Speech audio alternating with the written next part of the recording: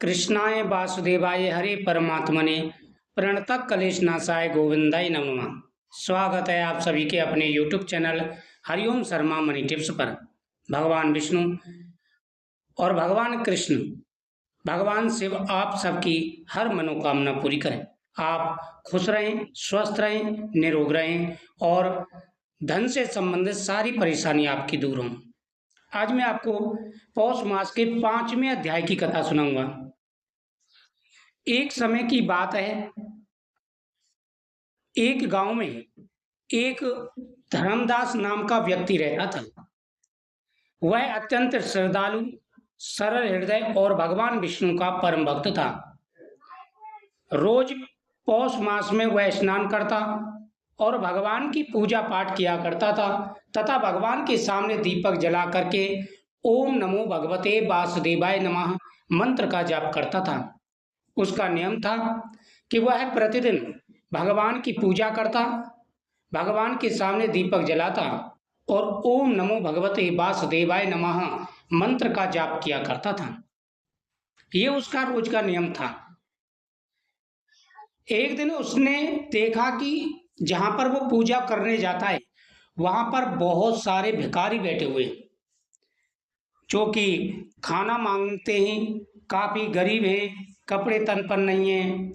तो उसके मन में दया उत्पन्न हुई। उसने देखा कि लोग कितने परेशान हैं, एक समय के लिए भी भोजन नहीं है और साथ ही उनके शरीर पर वस्त्र भी नहीं है।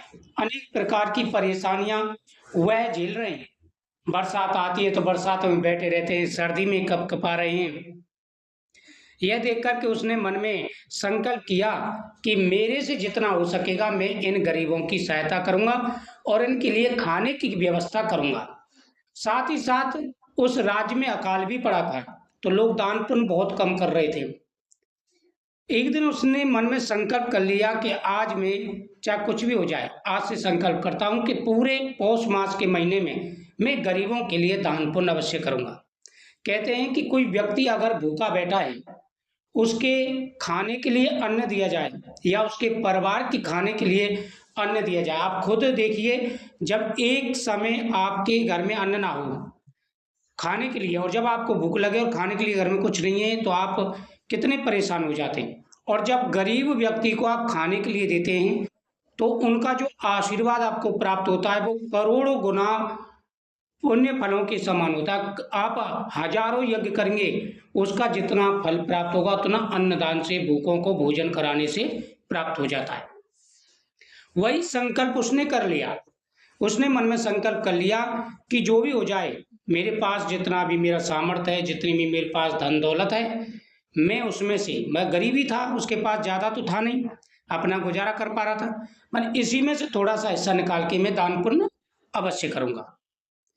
एक दिन नगर में बड़ा भयंकर संकट आ गया, भयंकर अकाल पड़ा और भोजन पानी तक की कमी होने लगी। सभी लोग परेशान थे। धर्मदास ने सोचा कि यदि मैं आज किसी जरूरतमंद की सहायता करता हूं तो बहुत ही अच्छा। रोज वो घर से खाना बनवा के लाता, थोड़ा बहुत दान पुण्य करता था, जितना होता गरीबों के लिए अन्नदान करना उसने प्रारंभ कर दिया। उसी दिन सड़क किनारे उसे एक बुजुर्ग मिला। बुजुर्ग ब्राह्मण थे, काफी कमजोर थे और वो भूख से और थकान से अत्यंत पीड़ित थे। भूख भी उनको लग रही थी, साथ ही शरीर भी कमजोर था, थकान भी थी। धर्मदास ने अपनी बची हुई जो थाली थी, उन्होंने बाकी तो भोजन सबको दे दिया, जो अपने लिए भोजन उन्होंने बचाया था वो थाली उस ब्राह्मण को दे दी। जो गरीब ब्राह्मण था वहां पर भूखा बैठा हुआ था, उसको दे दिया। ब्राह्मण ने कहा, बस पौष मास में किया गया दान और वचन कभी व्यर्थ नहीं जाता। धर्मदास ने उनमें से एक वचन लिया कि वे उसके घर आकर भोजन अवश्य ग्रहण करेंगे, भले ही समय कितना भी कठिन क्यों ना हो। ब्राह्मण ने मुस्कुराकर वचन दे दिया। कुछ दिनों बाद परिस्थितियां और खराब हुई, लेकिन धर्मदास ब्राह्मण को दिए वचन को निभाने के लिए रोज भोजन की थाली लेकर रखता था। लोग उनका मजाक उड़ाते कि जब अपने पास कुछ नहीं तो दूसरों को बुलाने से क्या फायदा।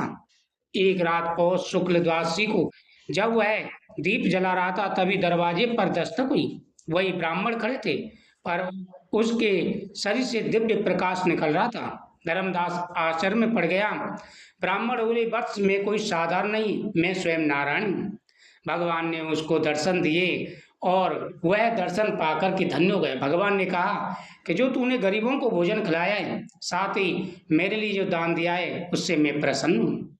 हे धर्मदास, जो भी दूसरों को सुख पहुँचाता है, दूसरों से ईर्ष्या नहीं करता, गरीबों के लिए दान पुण्य करता है और भूखों को भोजन कराता है, मैं उनसे हमेशा प्रसन्न रहता हूँ।